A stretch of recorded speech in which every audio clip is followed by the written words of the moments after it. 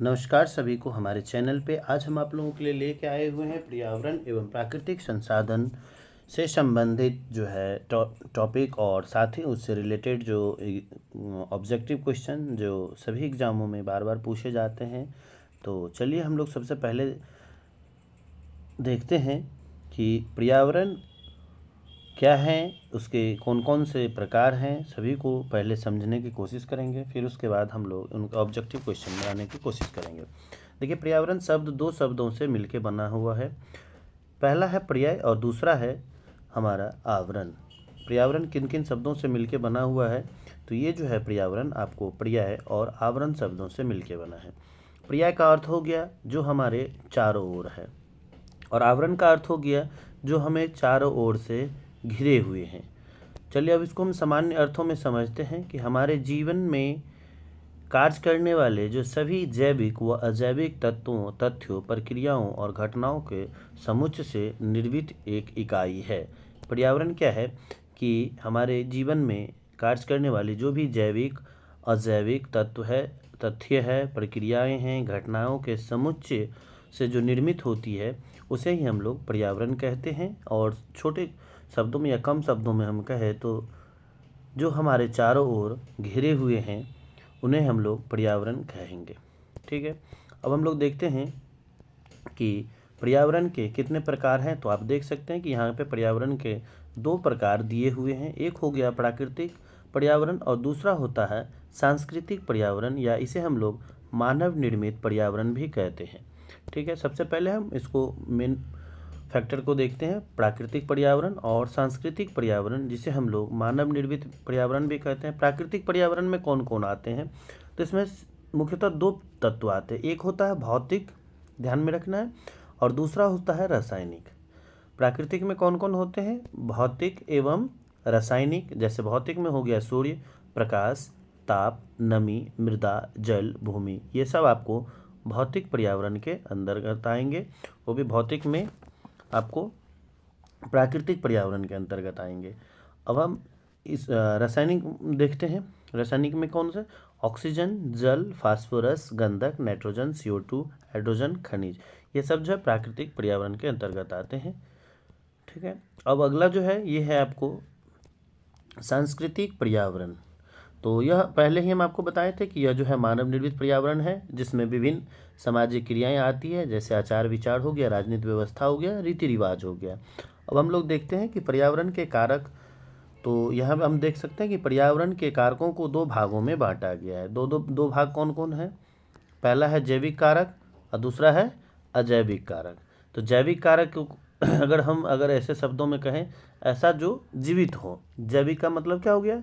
जीवित या सजीव भी कह सकते हैं, और अजैविक में हम इसको निर्जीव भी कहते सकते हैं। ठीक है, तो जैविक कारक कौन हो गया? जो पर्यावरण के जीवों को सम्मिलित किया गया। जैविक कारक में क्या गया है? पर्यावरण के जो जीव है उसको सम्मिलित किया गया है। उदाहरण के तौर पे हम देख सकते हैं पादप, जंतु, जीवाणु व विषाणु। ठीक है, अब हम अजैविक कारक में देखते हैं। तो अजैविक कारक को भी तीन भागों में बांटा जा सकता है, जो कि पर्यावरण को प्रभावित करने वाले अन्य भी कारण है। उसमें हम लोग देखते हैं कि कौन कौन से अन्य कारक हैं। एक हो गया स्थलाकृति कारक, जलवायु कारक और मृदीय कारक। तो स्थलाकृति कारक में कौन कौन आएंगे? जो धरातल का स्वरूप है, आकृति है, धराकृति है। दूसरा हो गया भूमि का जो ढालान है, ढाल है वो। जलवायु में कौन कौन आएंगे? प्रकाश, ताप, वायु, वर्षा, नमी, गैस। ठीक है, अब मृदीय कारक में कौन कौन आएंगे? पोषक तत्व एवं खनिज। कहता है कि किसी भी जीव के चारों ओर वायु का आवरण उपस्थित होता है, जिसे हम लोग वायुमंडल कहते हैं। यानी किसी भी जीव के चारों ओर का जो वायु का आवरण है उसे ही हम लोग क्या कहेंगे? वायुमंडल कहेंगे। और वायुमंडल क्या करता है? यह पराबैंगनी किरणें व हरितगृह गैसों के प्रभाव से बचाता है। ठीक है, अगला है कि पृथ्वी पर उपस्थित स्थल मंडल विभिन्न परतों में विभाजित हुआ है, तापमंडल, मध्यमंडल व आयन मंडल। ठीक है, अब हम लोग देखते हैं प्राकृतिक संसाधन। प्राकृतिक संसाधन में क्या सब आते हैं? तो देखिए, संसाधन में हम आप लोगों को बता दें कि संसाधन का जो इसमें प्राकृतिक संसाधन के बारे में नहीं है। तो चलिए हम लोग संसाधन, सबसे पहले संसाधन समझते हैं। संसाधन क्या है? तो संसाधन को इंग्लिश में कहा जाता है रिसोर्स। ठीक है, तो रिसोर्स जो हो गया आपको, इसमें दो शब्द हो गया, एक री और दूसरा हो गया सोर्स। अब देखिए, री का मतलब हो गया दीर्घ आयु तक, दीर्घ आयु तक, और सोर्स का मतलब हो गया साधन, यानी ऐसा साधन जो दीर्घ आयु तक चले उसे हम लोग संसाधन कहेंगे। देखिए, अब हम लोग इसको प्राकृतिक संसाधन के में पढ़ते हैं कि वे संसाधन जो हमें प्राकृतिक से प्राप्त होते हैं प्राकृतिक संसाधन कहलाएंगे। एकदम सही बात है। अब इसमें उपलब्धता के आधार पर इन्हें दो भागों में बांटा गया है, एक क्लास संसाधन में। और हम आपको बता दें कि संसाधनों का वर्गीकरण जो है वो 4 तरीकों से किया गया है। पहला जो वर्गीकरण है वो है आपको उत्पत्ति के आधार पे, दूसरा जो है उपयोगिता के आधार पे, तीसरा है उपलब्धता के आधार पे, और एक है स्वामित्व के आधार पे। ठीक है, स्वामित्व के आधार पे। तो हम इसमें अभी पढ़ेंगे उपलब्धता के आधार पर इन्हें दो भागों में बांटा गया। एक हो गया अनवीकरणीय जो सीमित संसाधन है, दूसरा हो गया नवीकरणीय जो असीमित संसाधन है। इसको ध्यान में रखना है, जो नया चीज़ है वो असीमित है और जो नया नहीं कर सकते हैं वो आपको सीमित है। जैसे कि जो चीज़ को हम नया नहीं कर सकते हैं वो सीमित संसाधन है। अनवीकरणीय संसाधन प्राकृतिक में सीमित मात्रा में विद्यमान है और उनके नवीकरण में हजारों वर्ष लग जाते हैं, जैसे वन्यजीव, पादप, कोयला, तेल। ये सब जो है एक प्रकार का अनवीकरणीय व सीमित संसाधन वाला है।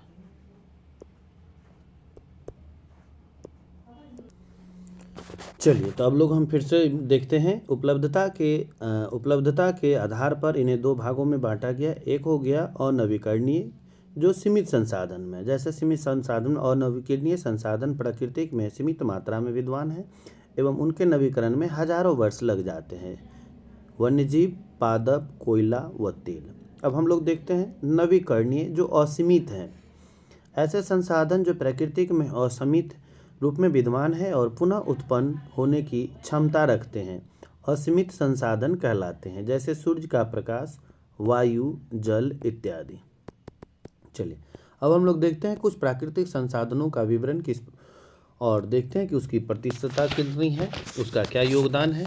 तो प्राकृतिक संसाधनों का जो है, सबसे पहले हम लोग वायु को देखते हैं।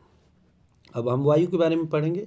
तो वायु जो है में आपको 78% यानी 78% जो है नाइट्रोजन है, जो वायु है। वायु में आपको 78% जो है नाइट्रोजन है, याद रखना है। ऑक्सीजन 20.95 है, लेकिन 21% आपको ऑक्सीजन याद रखना है। ठीक है, उसके बाद आपको 0.03% कार्बन याद रखना है, यानी 0.03% आपको कार्बन याद रखना है। और जो शेष बचा हुआ भाग है वो 0.93% वो ऑर्गन तथा शेष जलवाष्प है, उसमें धूल है इत्यादि उपस्थित है। फिर से हम लोग देखते हैं, nitrogen 78, oxygen 21, carbon dioxide 0.03, organ एवं अन्य जो भी शेष हैं जैसे जलवाष्प है, धूल है, ये सब आपको उपस्थित है। वायु के भौतिक, रासायनिक या जैविक गुणों में ऐसा अवांछनीय परिवर्तन जिससे जीव जंतु पर विपरीत प्रभाव हो, वायु प्रदूषण कहलाता है। बहुत बार वायु प्रदूषण किसे कहते हैं आप लोग गलत कर देते हैं। तो ऐसा जो भौतिक रूप से भी, रासायनिक रूप से भी और जैविक, तीनों प्रकार से जो है अगर जीव जंतुओं के पर उन पर क्या हो, विपरीत प्रभाव पड़ता हो, तो वो वायु प्रदूषण कहलाएगा। अब देखिए, वायु प्रदूषण विभिन्न हानिकारक जैसे गैस से भी हो सकता है, धुआं से हो सकता है, विषैले रसायन इत्यादि की अधिकता होने से भी उत्पन्न होता है। अब हम लोग देखते हैं जल के बारे में। जल क्या है कि जल जीवन का भौतिक आधार है। जलीय पाणितंत्रों में सर्वाधिक जैव विविधता पाई जाती है। मुख्यतः कारखानों के अपशिष्ट, वाहित मल यानी सीवेज तथा अपशिष्ट पदार्थ जलीय प्रदूषण उत्पन्न करते हैं। ठीक है, हम लोग अभी इसमें ज़्यादा कुछ नहीं देख रहे हैं। इसमें है कि मृदा, अगला है मृदा। मृदा पृथ्वी की सतह का ऊपरी भाग है। या हम लोग इसको अच्छी तरीके से अगर पढ़ना है तो बता दें कि मान लीजिए ऐसा पदार्थ जो एक जगह जमा हो जाते हैं, मतलब बहुत सारे पदार्थ जो है मान लो एक जगह जमा हो जाता है, इससे निर्मित ऐसा पदार्थ जो पृथ्वी के ऊपर में जो एक पतली क्या बने सतह बनाती है, उसे ही हम लोग मृदा या मिट्टी कहते हैं। तो मृदा पृथ्वी की सतह का ऊपरी भाग होता है। आप उसे पूछ देता मोटी, तो ये याद रखना है पतली सतह जो होगा वो आपको मृदा कहलाती है। उपजाऊ मिट्टी या ऊपरी मृदा का हवा, देखिए यहाँ पे आपको आ गया, ऊपरी मृदा का हवा जल या अन्य भौगोलिक परिस्थितियों के कारण हानि को मृदा अपरदन कहते हैं। मृदा अपरदन दो मुख्य कारकों जल एवं वायु द्वारा होते हैं। ठीक है, अब हम लोग देखते हैं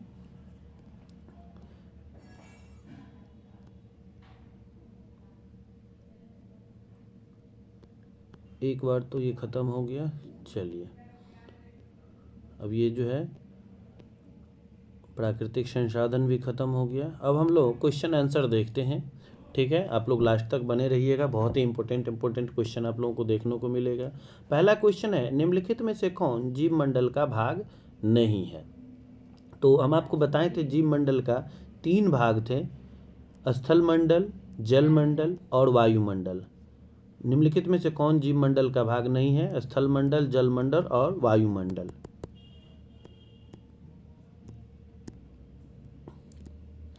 निम्नलिखित में से कौन जीव मंडल का भाग नहीं है? निम्नलिखित में से कौन जीव मंडल का भाग नहीं है? तो हम पहले ही आप लोगों को बताए थे, 3 भाग आपको बताए थे, स्थल मंडल, जल मंडल और वायुमंडल। तो जो भाग नहीं है आपको इस पे ध्यान देना है। तो आयन मंडल जो है इसका भाग नहीं है, तो इसका सही आंसर हो जाएगा, वो हो जाएगा आपको डी।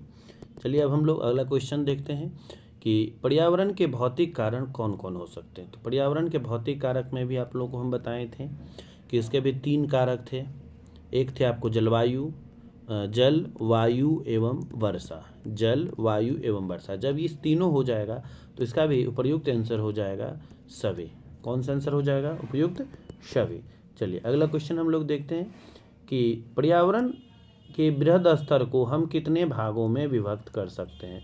तो पर्यावरण को हम लोग कितने भागों में विभक्त कर सकते हैं? तो इसका सही आंसर हो जाएगा, वो हो जाएगा आपको 2 भागों में हम लोग इसे विभक्त कर सकते हैं। एक हो जाएगा आपको प्राकृतिक वाला और दूसरा हो जाएगा आपको मानव निर्मित वाला। इसको भी ध्यान में रखना है। ठीक है, अगला क्वेश्चन हम लोग देखते हैं कि प्राकृतिक संसाधन क्या है। तो प्राकृतिक संसाधन, यहाँ पे आपको पहले से टिक लगा हुआ है कि प्रकृति से प्राप्त होने वाले जो साधन होंगे वही आपको प्राकृतिक संसाधन होगा। ठीक है, वायुमंडल से प्राप्त होने वाले, तो जब वायुमंडल ही प्राकृतिक हो गया, मनुष्य द्वारा ये मानव निर्मित हो गया, उपरोक्त में से कोई नहीं इसका लेकिन ये ऑप्शन है प्रकृति से प्राप्त होने वाले पदार्थ। अगला क्वेश्चन है कि विश्व पर्यावरण दिवस कब मनाया जाता है। बहुत ही इंपॉर्टेंट क्वेश्चन, बहुत ही इंपॉर्टेंट क्वेश्चन, VVI क्वेश्चन है कि विश्व पर्यावरण दिवस कब मनाया जाता है। ये क्वेश्चन आप लोगों के लिए है, आप लोग कमेंट बॉक्स में ज़रूर कमेंट करें कि इसका सही आंसर क्या होगा। कमेंट कीजिए जल्दी से, सही आंसर क्या होगा। अगला क्वेश्चन है, वन्य जीव संरक्षण अधिनियम कब लागू हुआ था। तो जो वन्य जीव संरक्षण अधिनियम है वो आपको 1972 ईस्वी में लागू हुआ था। ठीक है, अगला क्वेश्चन है कि परावैंगनिक किरणों से होने वाला कैंसर कौन सा कैंसर होता है। तो देखिए अगर परावैंगनिक किरणों से जो कैंसर होगा, तो जो परावैंगनिक सबसे पहले हमारे त्वचा को डिफेक्ट करती है, क्योंकि त्वचा पे पैरती है, इसलिए परावैंगनिक किरणों का से होने वाले कैंसर जो होगा वो हो जाएगा आपको त्वचा का कैंसर। अगला क्वेश्चन है, क्वेश्चन नंबर, यहाँ पे एक पेज 8, 9, 10 गायब हो गया है। चलिए कोई बात नहीं, फिर से अगले वीडियो में देखा जाएगा। पुराना चिपको आंदोलन किसके नेतृत्व में हुआ था। पुराना चिपको आंदोलन किसके, देखिए एक चिपको आंदोलन और ये है आपको पुराना चिपको आंदोलन, इसमें आप लोग गलती नहीं करेंगे। चिपको आंदोलन सबको मालूम होगा। ठीक है, तो ये क्वेश्चन है पुराना चिपको आंदोलन किसके नेतृत्व में हुआ। तो इसका सही आंसर हो जाएगा, ये थी अमृता देवी के नेतृत्व में हुआ था। लेकिन जब सिर्फ चिपको आंदोलन पूछे और आपके पास ऑप्शन रहे सुंदर लाल बहुगुणा, तो इसका सही आंसर हो जाएगा चिपको आंदोलन का सुंदर लाल बहुगुणा। ठीक है। अगला क्वेश्चन है, आरडीबी बहुत बार आता है कि आरडीबी क्या है, तो इसे हम लोग रेड डाटा बुक क्या कहेंगे, रेड डाटा बुक कहते हैं। तो इसका जो है क्या है ये आरडीबी, तो ये जो है आपको एक संकटग्रस्त जातियों की सूची, यानी जो प्राणी संकटग्रस्त में है उसके लिए है। दूसरा हम लोग देते हैं अपर्याप्त संख्या वाली जातियों की पुस्तक, ठीक है, जिसकी जनसंख्या भी अपर्याप्त है, बहुत कम है। एक हो गया दुर्लभ जातियों की पुस्तक, तो यानी कि तीनों। तो रेड डाटा बुक में जो है संकटग्रस्त, अपर्याप्त या दुर्लभ यानी सभी जातियों की पुस्तक कहलाता है, इसलिए इसका आंसर हो जाएगा उपरोक्त सभी। चलिए अगला क्वेश्चन हम देखते हैं, क्वेश्चन नंबर 17। क्वेश्चन नंबर 17 क्या कहते हैं, मृदा के प्रदूषण के प्रमुख कारण कौन से हैं। मृदा प्रदूषण किसके कारण हो सकता है, ऑप्शन देखते हैं, कीटनाशक के द्वारा एकदम सही, अम्लीय वर्षा के कारण एकदम सही, परमाणु परीक्षण होगा एकदम सही। तो इसका अगर तीनों सही हो तो इसका आंसर हो जाएगा उपरोक्त सभी।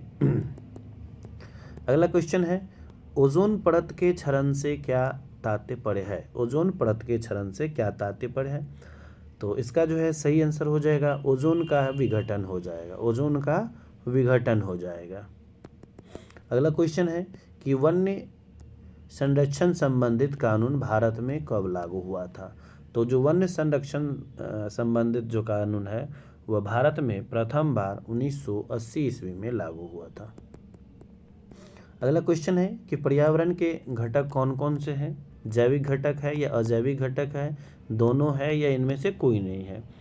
तो जैसा कि हम आप लोगों को बताए थे कि पर्यावरण के घटक में दो थे, एक जैविक और दूसरा थे अजैविक। तो जब अगर ये दोनों हो जाएंगे तो इसका सही आंसर हो जाएगा आपको ऑप्शन सी, ए और बी दोनों। अगला क्वेश्चन है कि पर्यावरण के जलवायु संबंधी कारक कौन कौन से हैं, प्रकाश, तापमान, वायु या उपरोक्त सभी। तो इसका जो है सही आंसर हो जाएगा पर्यावरण के जलवायु कारक में प्रकाश भी आएगा, तापमान भी आएगा, वायु भी आएगा, इसका मतलब हो गया उपरोक्त सभी। अगला क्वेश्चन है क्वेश्चन नंबर 22, बहुत ही इंपॉर्टेंट क्वेश्चन है, थोड़ा विजिबिलिटी कम होगा, मैनेज कर लीजिएगा। वायुमंडल में नाइट्रोजन और ऑक्सीजन की प्रतिशत कितना है। अब इससे सबसे पहले हम आपको बताए थे कि नाइट्रोजन और ऑक्सीजन की प्रतिशत बताए थे, तो आपको हम बताए थे कि नाइट्रोजन का प्रतिशत कितना होगा, ऑक्सीजन का प्रतिशत कितना होगा। तो देखिए यहाँ पे आपको नाइट्रोजन हम आपको 78% बताए थे और ऑक्सीजन आपको 20.95। तो एग्जैक्ट आंसर यहाँ 79 और 21 जो है एग्जैक्ट आ रहा है, क्योंकि ऑक्सीजन इतना होगा नहीं, ऑक्सीजन इतना होगा नहीं, लेकिन ऑक्सीजन इतना, लेकिन ऑक्सीजन हम आपको बताए थे कि 21% होगा और इसमें से कोई भी नाइट्रोजन के आसपास नहीं है, तो एक लगभग है, तो इसलिए इसका सही आंसर हो जाएगा 79% इसको मान लिया गया है, ठीक है, और 21% इसको मान लिया गया है, तो इसका सही आंसर हो जाएगा आपको ऑप्शन डी। अगला क्वेश्चन है कि वाहित मल उपचार किससे संबंधित है, वाहित मल उपचार किससे संबंधित है, जल प्रदूषण से, मृदा प्रदूषण से, ए और बी दोनों, उपरोक्त सभी। तो इसका जो है सही आंसर हो जाएगा वो हो जाएगा आपको जल प्रदूषण से। अगला क्वेश्चन है बंगाल का आतंक किस जलीय खरपतवार को कहते हैं, जलकुंभी, कमल, हाइड्रिला या उपरोक्त सभी। तो बंगाल का आतंक जो है जलकुंभी को कहा जाता है, बंगाल का आतंक किस जलीय खरपतवार को कहा जाता है, तो जलकुंभी को कहा जाता है। अगला क्वेश्चन है प्रदूषक किससे होता है, रासायनिक खाद से, इंडस्ट्रियल रसायन से, ए एवं बी दोनों से, इनमें से कोई नहीं। तो प्रदूषक किसे कहेंगे, तो प्रदूषक जो है वो आपको रासायनिक खाद से भी होगा, इंडस्ट्रियल रसायन से भी होगा, तो इसका आंसर हो जाएगा आपको सी, ए और बी दोनों।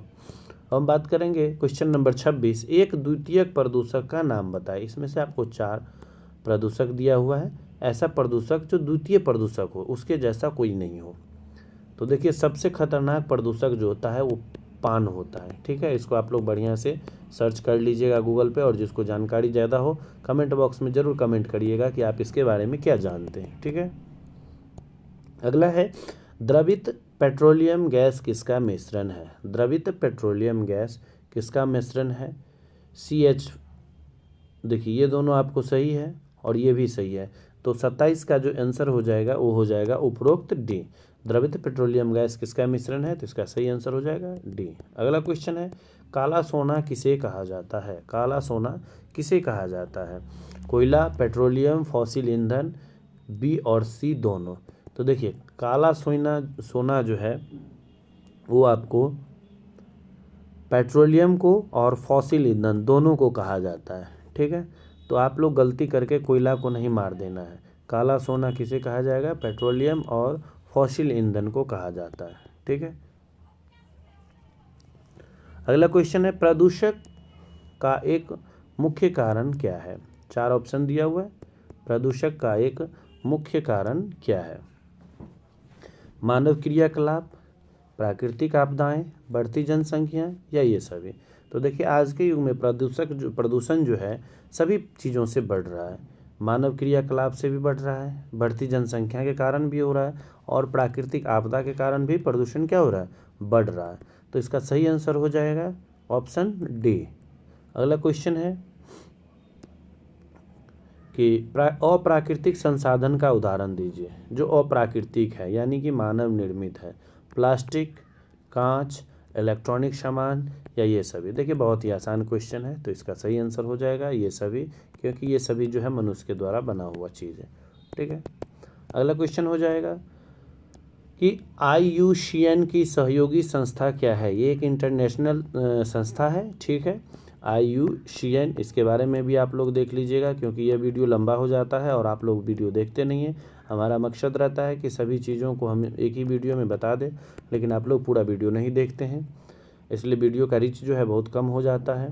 ऊपर से आप लोग लाइक भी नहीं करते हैं। तो IUCN की सहयोगी संस्था क्या है? तो इसका जो है सही आंसर हो जाएगा वो है WWF। बाघ परियोजना कब शुरू की गई थी? जो बाघ परियोजना आई थी वो कब शुरुआत हुई थी? तो इसका सही आंसर हो जाएगा 1973 ईस्वी में। अगला क्वेश्चन है कि वैश्विक उष्णता हेतु जिम्मेदार गैस कौन सी है? तो वैश्विक उष्णता हेतु वैश्विक जिम्मेदार जो गैस है वो आपको CO2 और CH4 दोनों है। तो इसका आंसर हो जाएगा A और B। और इस वीडियो का लास्ट क्वेश्चन है कि रेडियोधर्मी प्रदूषण किन किन से होता है?